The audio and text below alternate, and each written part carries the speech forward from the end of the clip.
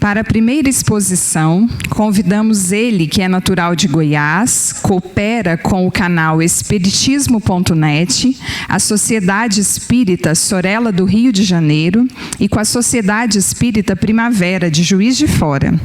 Como pesquisador, seu foco é nos clássicos do Espiritismo, principalmente na obra de Leon Denis. Com o tema Consciência e Evolução do Espírito na obra de Leon Denis, convidamos nosso querido Tiago Barbosa. Bem-vindo, Tiago. Bom dia novamente. Vamos começar, então. Bom, o tema é muito marcante, não só na obra de Leon Denis. Evolução e consciência são dois grandes temas que o mestre sempre cultivou em suas obras, mas também no pensamento espírita, não é? Nós vamos encontrar tanto o tema da evolução quanto da consciência desde o Livro dos Espíritos. Então a ideia é que didaticamente possamos fazer uma divisão em 3 momentos. Primeiro, falar um pouquinho sobre a evolução desse tema dentro da doutrina espírita, depois o tema da evolução e, por último, da consciência. E, por fim, a gente tenta integrar os 2 temas. Pode ser assim? Muito bem. Então, vamos lá. O tema da evolução, ele vai aparecer na 2ª edição de O Livro dos Espíritos. Aquela já com 1019 questões. Na primeira edição, Allan Kardec, em verdade, ele vai negar a evolução do espírito. Naquela edição de 18 de abril de 57, na questão 127, Allan Kardec vai interrogar os espíritos sobre esta questão e eles vão dizer que em cada reino da criação há um processo de evolução, mas ele não é um processo continuado.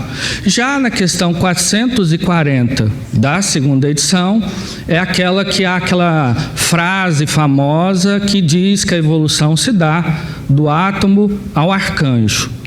Depois disso, tanto a questão da evolução vai aparecer em diversos autores, né? Gustave Gelei vai escrever uma obra que, para mim, é uma das principais obras sobre o tema, do inconsciente ao consciente. Nós vamos ter Gabriel Delane, a evolução anímica, André Luiz, evolução em 2 mundos, e, claro, Leon Denis na obra O Problema do Ser, né? A consciência, nós vamos ter, de maneira sintética, em 3 principais obras. Na obra do nosso querido Hermínio Miranda, né? Memória e o Tempo, e Alquimia da Mente. A obra belíssima No Mundo Maior, onde o instrutor Calderaro, em 2 capítulos, ele faz um belíssimo resumo da ideia da consciência. E, por fim, claro, Leon Denis, também na obra O Problema do Ser. Então, são essas fontes, basicamente, que nós temos sobre o tema. A questão da evolução, portanto, para o Espiritismo, ela se dá de maneira integrada. Ela passa pelos mais variados reinos, né? Denis, há algumas frases famosas na obra dele sobre essa questão. Só para a gente começar, eu vou fazer a leitura de 2 trechinhos bem curtos, mas que vão nos nortear. Ele diz assim, no capítulo Evolução e Finalidade da Alma: na planta, a inteligência dormita. No animal, sonha. Só no homem acorda, conhece-se, possui-se e torna consciente. A partir daí, o progresso, de alguma sorte, falta nas formas inferiores da natureza, só se pode realizar pelo acordo da vontade humana com as leis eternas. E, para fechar, no capítulo O Problema do Ser, ele diz o seguinte: o homem é, pois, ao mesmo tempo, espírito, matéria, alma e corpo, mas talvez que espírito e matéria não seja mais do que simples palavras, exprimindo de maneira imperfeita as duas formas de vida eterna, a qual dormita na matéria bruta, acorda na matéria orgânica, adquire atividade e se expande, se eleva no espírito. Portanto, para Leon Denis e para o Espiritismo, a evolução ela é um contínuo. Ela se dá das formas inferiores, neste caso, o reino mineral, vai passando pelo vegetal, pelo animal e o hominal e, portanto, depois até alcançar o processo de pureza e perfeição espiritual. Poeticamente, podemos dizer, se tornando anjo, não é? Emmanuel também, na obra O Consolador, ele nos diz, na questão 79, é uma coisa bem interessante, que vai nortear as nossas reflexões a partir de agora. No mineral, há o processo de atração do princípio inteligente. No vegetal, começa o processo de sensação. No animal, o instinto. Por fim, no espírito, a razão. Então, nesse contínuo, cada um dos reinos cumpre uma função. O mineral, o processo de atração.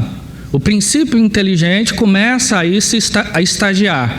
O instrutor Calderaro, até na obra do Mundo Maior, ele vai dizer que a crisálida da consciência, ela rola no seixo que fica no leito do rio.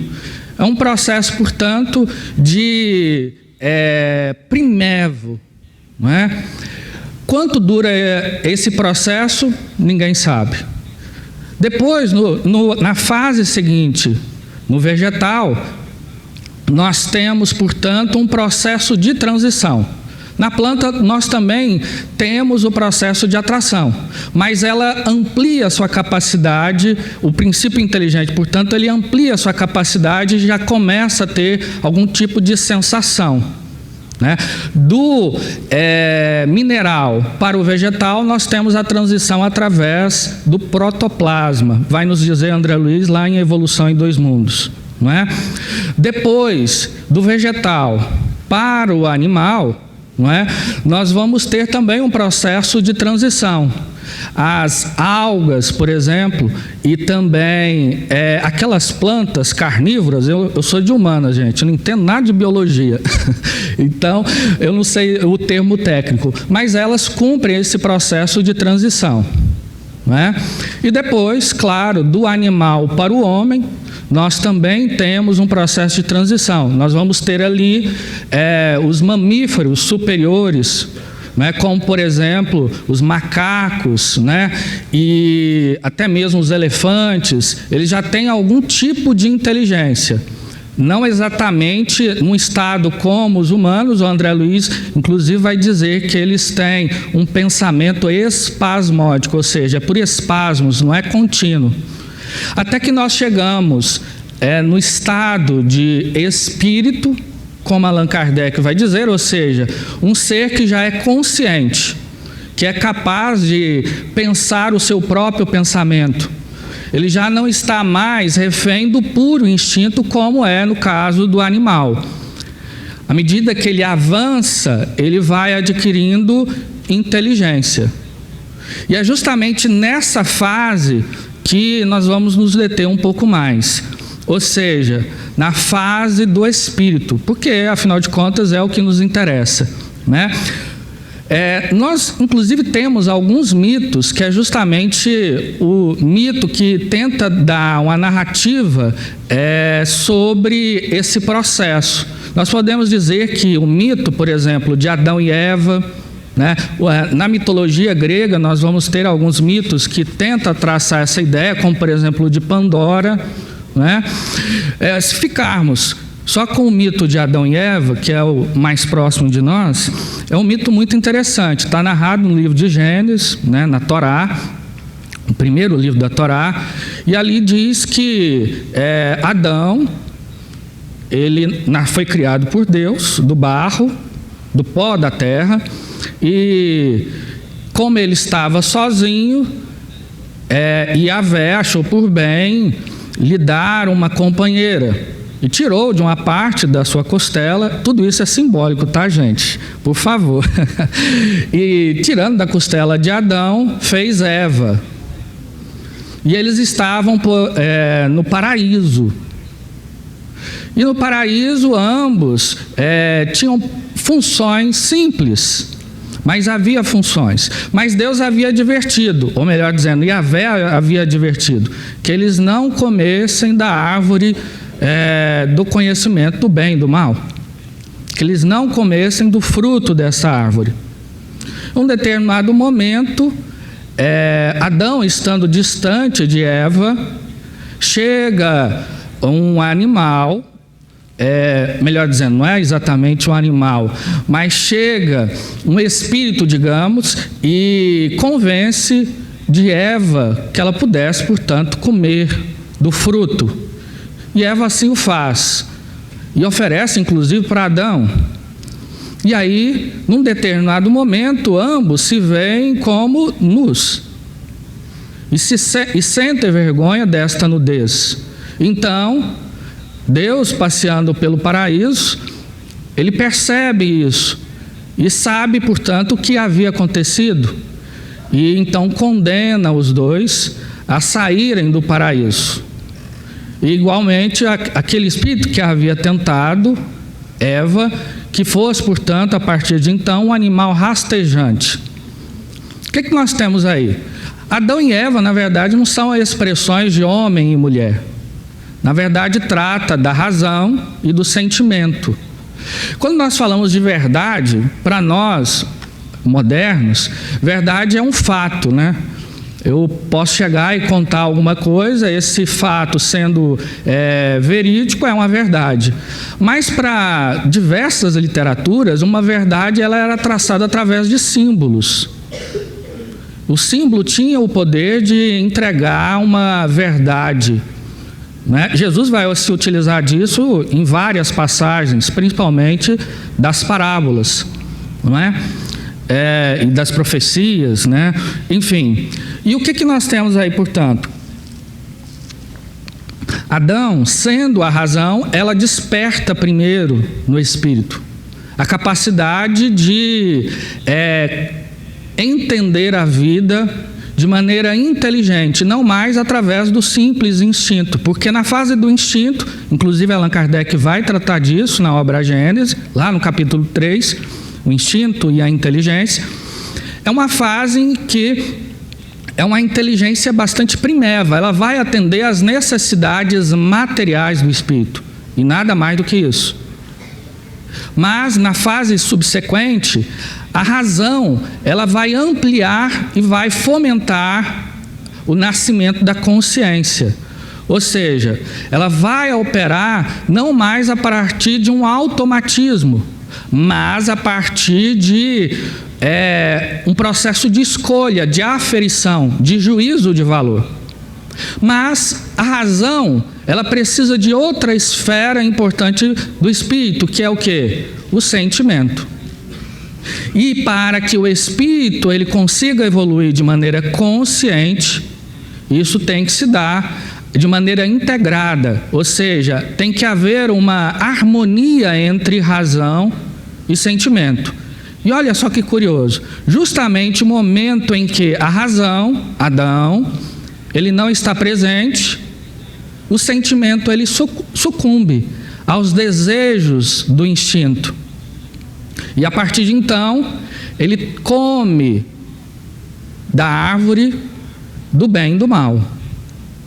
E é justamente aí que vai nascer, digamos assim, o processo da lei moral na consciência do espírito, porque até então nós estávamos sob o jugo de uma lei, mas uma lei que era, digamos assim, meramente biológica, a lei natural que rege a manutenção dos corpos biológicos, né? A lei da física, a lei da entropia, enfim.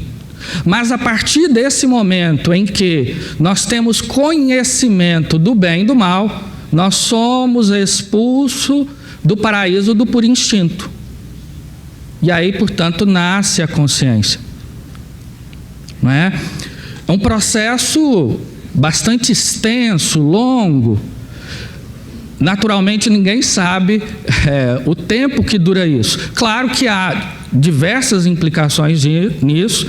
Todo o processo de evolução, ele há, digamos, um continuismo. Muito embora, por exemplo, no campo do espírito, o que nos caracteriza é a inteligência. O que são os espíritos? Vai questionar Allan Kardec. São os seres inteligentes da criação. Portanto, o principal atributo do espírito é a sua inteligência, porque é a partir dele que vai nascer o sentimento. Eva. Né? Portanto, não existe essa coisa que, por favor, né, que a mulher nasceu do homem, de maneira nenhuma. Né? Enfim. Mas mesmo sendo a principal característica do espírito a inteligência, ainda há instinto. Portanto, não há um salto. Já na fase de espírito só somos inteligência? Não. Da mesma forma que do animal, muito embora exista o instinto, que é uma forma mais segura de manutenção da vida, ainda há sensações. Há animais no reino da biologia que ainda lembra determinadas estruturas do reino vegetal. Claro que sempre há uma gradação, um processo de evolução. Portanto, nesse processo todo é longo, né? Há processos intermediários que os espíritos vão dizer a Allan Kardec e também Delane na obra Evolução Anímica que isso se dá em diversos mundos. Portanto, além daquela escala apresentada no capítulo 3 do Evangelho segundo o Espiritismo pelo Espírito de Santo Agostinho, né, a progressão dos mundos, há mundos intermediários, onde esse processo de evolução, de transição, muito provavelmente acontece. Né? É claro que isso tudo está num plano teórico, porque falta-nos ainda muito conhecimento sobre o tema. Mas o Espiritismo, ele nos oferece um ferramental extraordinário para a compreensão, dentro de um ponto de vista tanto biológico, filosófico e espiritual. Não é?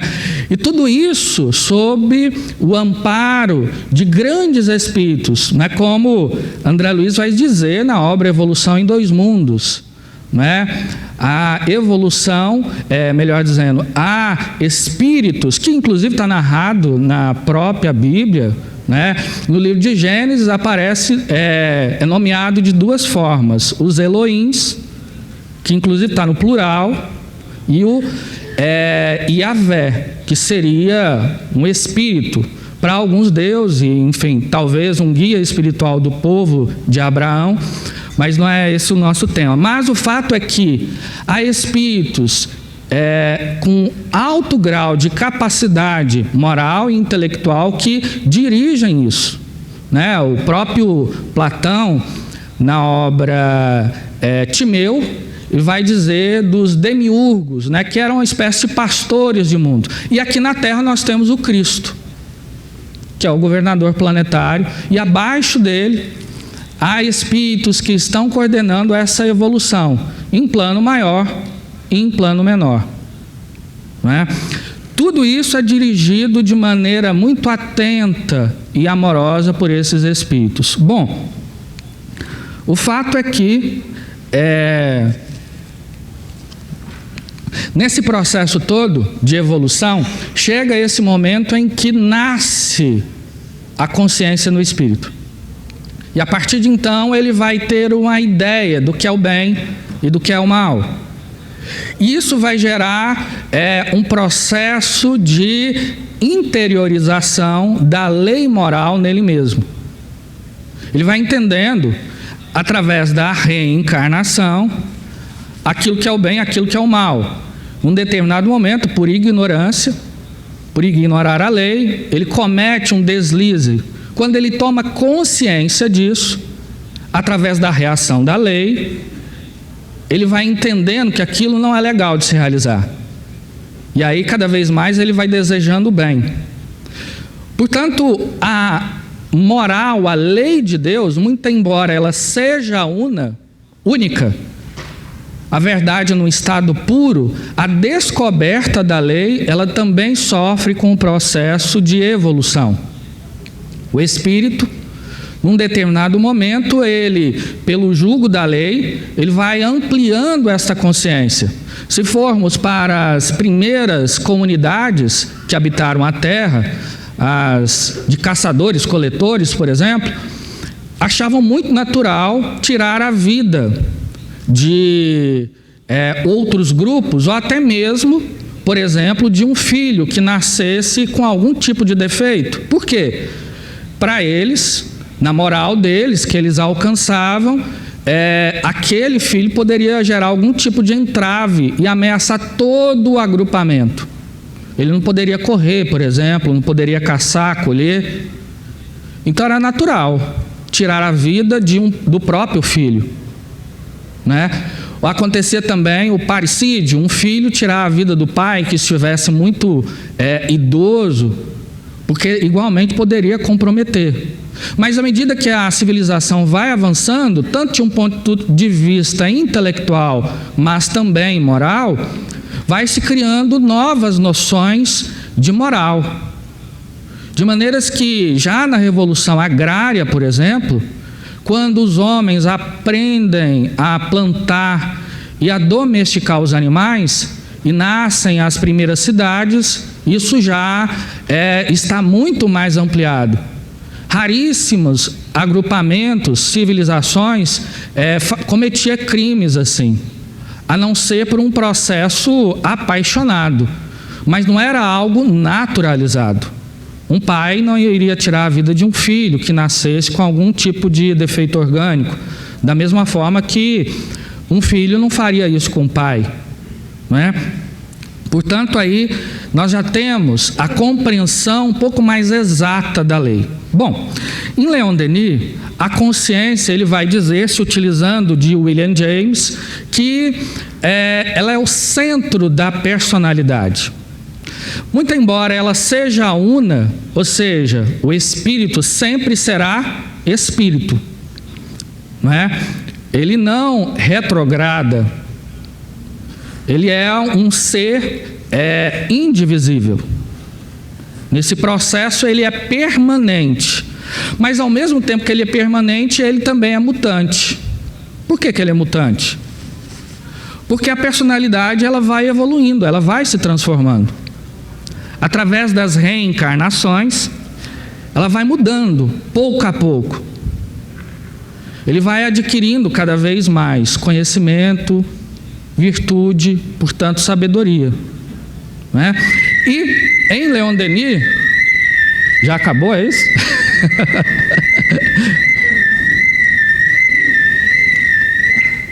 Muito bem. Bom, em Leon Denis, ele vai tratar inicialmente a consciência de maneira trinária, né? Ele vai dizer, e essa consciência, igualmente, ela vai se ampliando.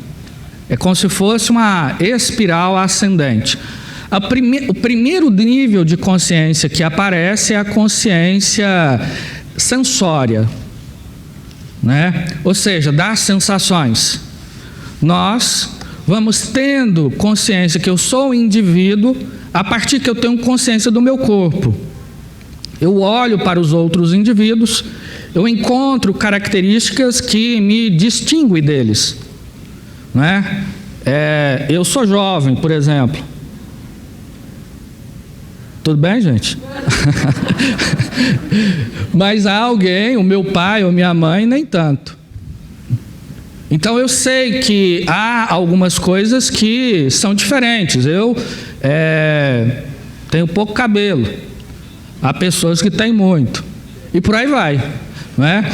É um nível de sensação, mas além disso eu descubro que eu gosto de café sem açúcar, claro. Mas há pessoas que gostam de café com açúcar, mas há aqueles que gostam de café com leite.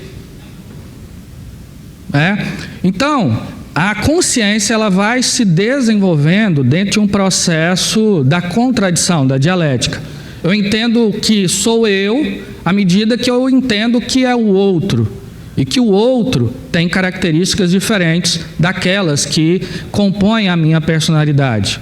Então, esse é o primeiro nível, consciência sensória. Depois, Denis vai falar da consciência intelectiva, que é a inteligência melhor dizendo, é a consciência da razão. Né? É aquilo que Emmanuel falou na questão 79 de O Consolador.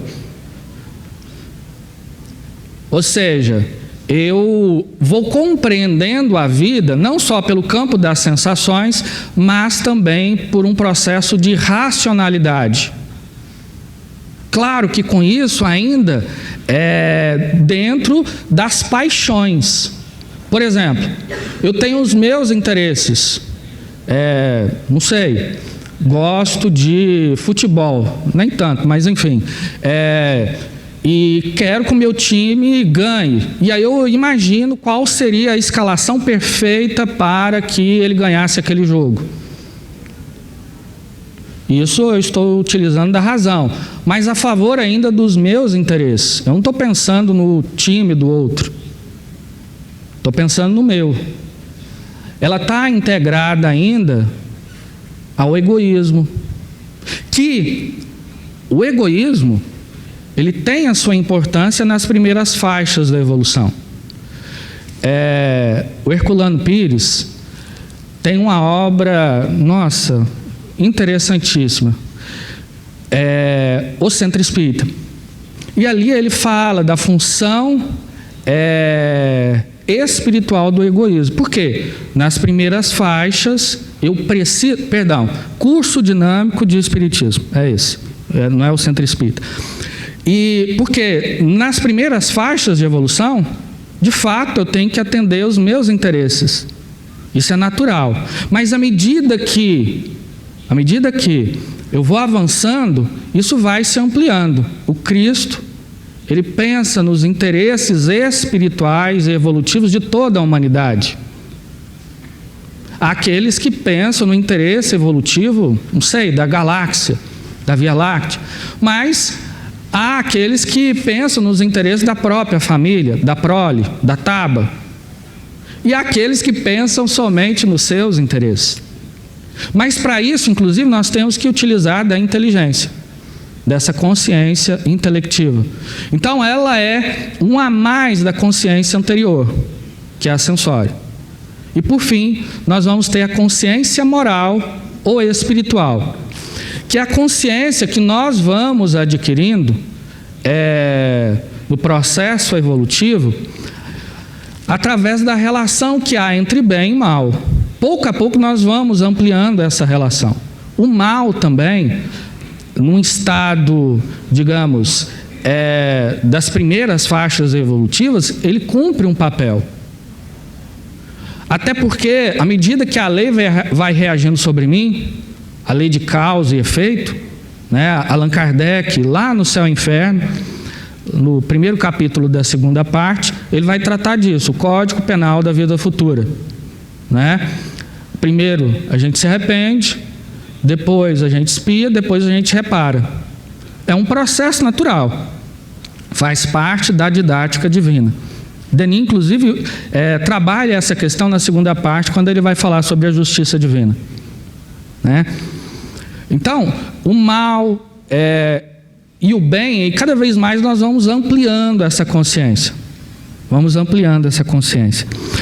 Por fim, Denis vai tratar de uma consciência que ela é superior.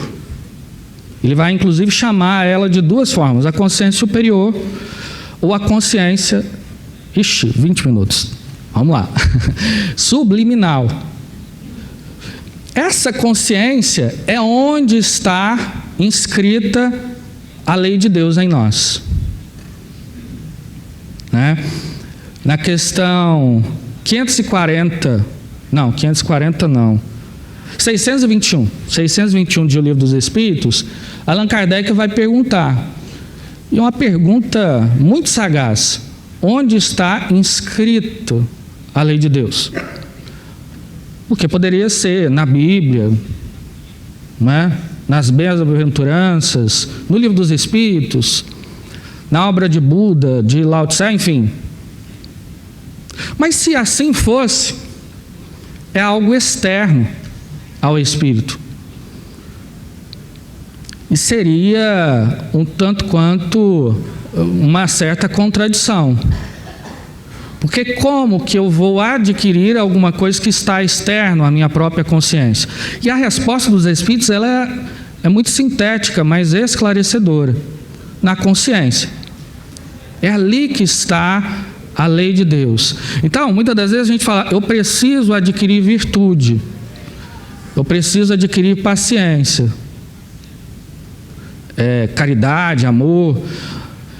Mas isso não é alguma coisa que vamos à farmácia para comprar, infelizmente.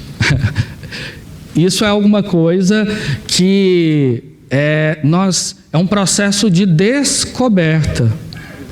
É uma viagem para dentro. E é isso, inclusive, que Leon Denis vai propor no capítulo A Consciência, o Sentido Íntimo.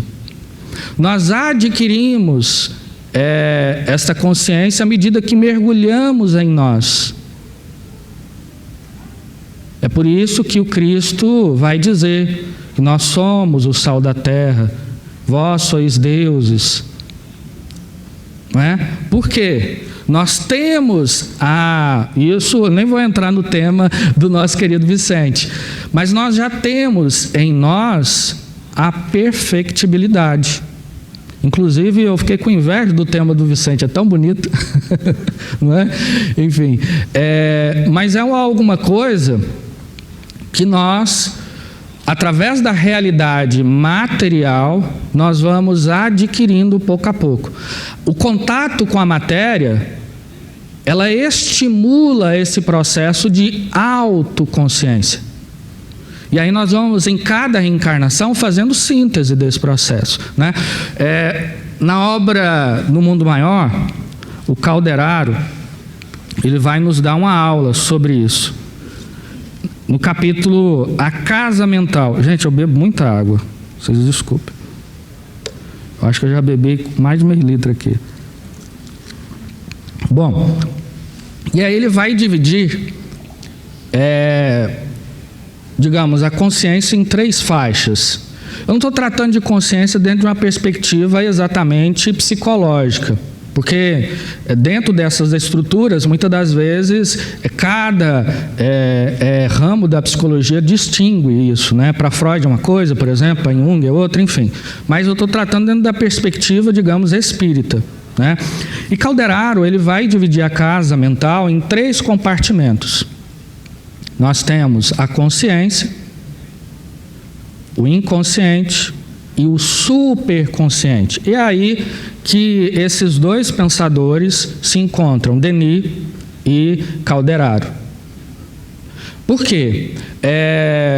Calderaro vai dizer que nós temos aí esse processo temporal da evolução, passado, presente e futuro.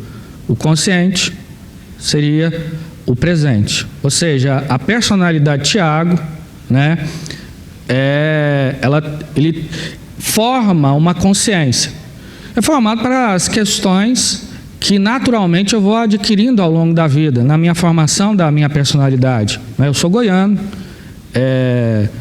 gosto disso, daquilo, fez isso a formação, tive uma educação, hábitos culturais, e claro, e aí entra a integração entre o espírito, ou seja, a individualidade com a personalidade. Por quê? Os atributos, intelectos, morais, eles vão para a consciência.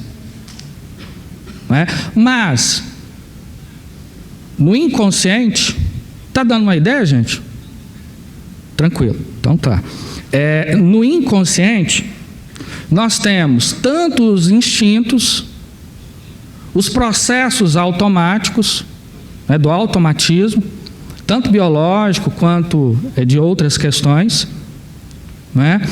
E também todo o meu passado reencarnatório, todas as minhas personalidades, né? Elas estão ali. Portanto, o inconsciente nesse sentido seria justamente o meu passado espiritual, desde o mais remoto até a última reencarnação, a última personalidade. Mas aí nós temos também o superconsciente. O superconsciente é o quê? Onde está inscrito a lei de Deus. Né? É o nosso futuro, é a nossa destinação. O São Tomás de Aquino, ele faz uma analogia muito interessante entre a relação entre a semente e a árvore. Na semente já reside a promessa da árvore. Ali está a árvore. No estado de potência, de latência. Está ali. E o espírito, então, ele pouco a pouco vai descobrindo. Isso é o superconsciente. Que é justamente o que Denis vai chamar de consciência superior. Que nós tomamos posse dessa consciência num processo de síntese quando nós alcançamos o estado de perfeição. Né? Eu acho que está um pouquinho longe ainda. É por isso que a gente não sabe exatamente o que é muito bem o superconsciente. A função dele, sim. Mas, em profundidade, ainda nos falta muito entender. Né? E o Hermínio Miranda, da mesma forma, ele vai tratar disso. Só que ele amplia um pouco. Muito embora as visões de Denis, de Calderaro e de Hermínio Miranda sejam distintas, mas elas são integradas. O Hermínio vai falar do consciente, né, do subconsciente, do inconsciente, e também dessa, digamos, dessa capacidade espiritual que ele, muito embora não nomeie, que seria justamente o superconsciente. A única questão do Hermínio é que ele divide o subconsciente, que é aquelas questões que não são próprias desta vida, mas que elas foram arquivadas, digamos assim. Por exemplo, eu não sei o que eu fiz no meu primeiro dia de vida, não tenho ideia. Isso seria a função, no pensamento de Hermínio, do subconsciente. Né? E o inconsciente seria onde estaria ali as memórias das vidas pregressas. Né? Isso tudo, Denis vai tratar tanto no capítulo da consciência, o sentido íntimo, bem como na segunda parte da obra, né? As vidas sucessivas. Em 2 capítulos ele vai tratar dessa questão. Enfim, mas o fato, para a gente já nos encaminharmos para o encerramento, é que no processo de evolução, isso se dá de maneira belíssima através da contradição. Né? Há uma contradição. No capítulo A Montanha, da obra O Grande Enigma, Denis vai falar uma coisa de maneira poética, que infelizmente eu não vou saber reproduzir, mas ele diz assim, que há almas de gelo e almas de fogo, almas de ignorância e almas de sabedoria, almas de perversidade e almas de pura bondade. E que na luta da vida, essas duas forças, digamos, simbolicamente bem e mal, elas vão se interpenetrando. E um vai excitando o outro para o crescimento espiritual. E aí ele fecha essa reflexão com uma analogia interessantíssima. Ele diz que a vida, a evolução, seria como um rio. E no leito do rio há os seixos, as pedras. Né? Quem já foi para o rio pescar sabe muito bem o que é isso. E é justamente na correnteza, na força da correnteza, que ali no leito do rio, essas pedras, elas vão se polindo, a ponto de lá na frente se transformarem em seixos rolados. Então, no processo de evolução, é natural que haja essas contradições. Por vezes nós olhamos para o mundo e a gente diz, nossa, mas está tudo tão bagunçado, parece que o mal está vencendo, não é? Mas em verdade não, é a lei agindo. Como diz, está no livro de Eclesiastes, há tempo para tudo, tanto embaixo na terra como em cima no céu. E há o tempo para o bem, há tempo para o mal, cada um cumprindo o seu papel. Logicamente que quando nós observamos o mal, isso nos gera horror, mas tem uma função, a semelhança, digamos, de alguém que chega e observa uma casa completamente demolida, diz assim, nossa, mas que bagunça é essa? Mas há um arquiteto que tem um plano, e ele sabe exatamente as etapas, as etapas para alcançar a casa, a ponto dela se transformar numa casa belíssima. Denis tem um conjunto de artigos que está na obra Um Olhar sobre o Tempo Presente. Nesta obra, ele diz que as fases de evolução da humanidade se assemelham a um edifício. E que no edifício chega um momento que ele começa a ruir. E é preciso que isso aconteça, para que, sob novas bases, um edifício mais forte, grandioso e belo se erga. Portanto, em síntese, evolução e consciência são processos de aquisição do amor em nós. O amor que utiliza da inteligência para o avançar da humanidade. Um cientista, quando em seu laboratório ele busca a cura de uma doença, é amor. Da mesma forma que uma alma cândida e generosa, quando ela olha as misérias do mundo e se compadece e age em favor, logicamente que isto é amor, mas também é inteligência. Hoje, inclusive, nós sabemos das múltiplas inteligências, né? O Daniel Goleman fala, por exemplo, da inteligência emocional. A capacidade de entender o outro de maneira empática é uma inteligência, é uma capacidade. Se é uma inteligência, significa dizer que todos nós podemos adquirir. Todos somos inteligentes. Todos somos. E agora até me fez lembrar de uma alma que, nossa, eu tenho muita veneração e carinho. Eu acho que foi a alma mais próxima de Deus que eu conheci. Não sei se o Vicente chegou a ouvir falar da irmã Margarida. A irmã Margarida era uma freira, alguém extremamente inteligente, dominava assim, havia estudado naquele colégio de Roma. Então ela dominava tanta coisa, conversar com ela era alguma coisa assim extraordinária. Mas uma alma de um amor tão profundo. E eu me recordo, e ela frequentava o Centro Espírita. Aos domingos em Goiânia, lá no Lar de Jesus, Vicente, tinha o trabalho de entrega de alimentos para a população em situação de rua. Ali no centro de Goiânia, enfim. Eu recordo que isso acontecia, tinha uma reunião pública e depois a gente saía para o trabalho.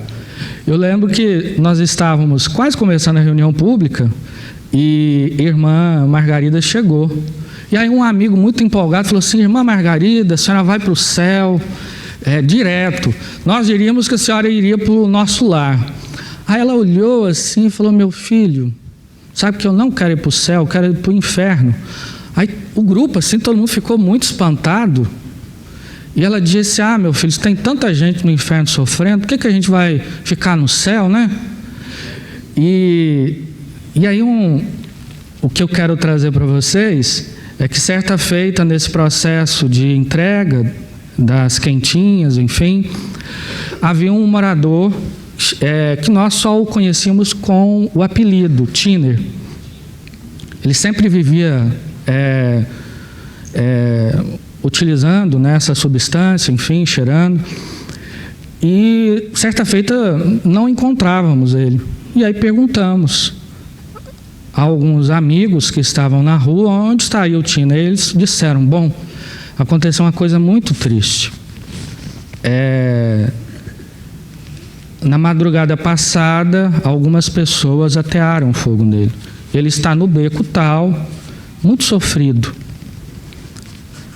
A irmã, eu vi assim algumas lágrimas nos olhos dela, e chegamos no local e o nosso amigo estava no chão, gemendo de dor, o corpo com muitas feridas, pústulas, enfim. E foi a cena mais bonita que eu vi na minha vida. Me lembra até hoje a La Pietà do Michelangelo, porque a irmã Margarida era tão pequenininha, 1,50 m e pouco, muito magrinha.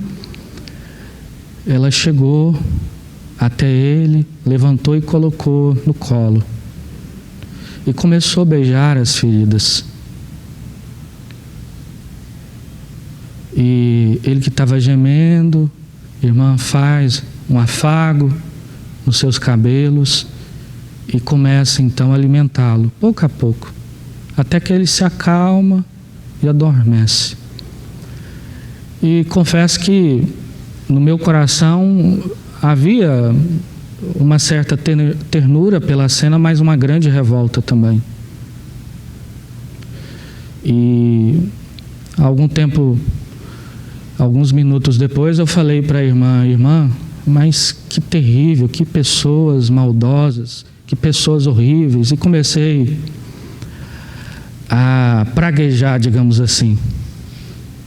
E ela disse: meu filho, aprende a amar a maldade. Eu tomei um choque assim. Amar a maldade, irmã? Meu filho, aprenda a amar a maldade.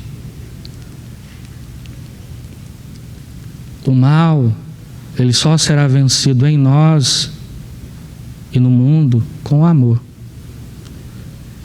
Então ame. Até esses que fizeram ao Tiner o que fizeram, porque são almas ignorantes. E ela me falou uma coisa. Talvez o Adeilson, que é um grande conhecedor do tema da educação, não é? Pode dizer muito melhor do que eu. Mas talvez se pessoas assim tivessem tido uma educação amorosa, estaria aqui conosco e não fazendo o que fizeram. Então, evolução, em síntese, é amor. Por isso que Deus é amor. E Jesus é o amor que se fez carne e veio até nós. Então, por mais que saibamos, conheçamos, dominemos tantas línguas e grandes ciências, se não houver amor em nós, ainda assim somos um vaso belo, mas vazio.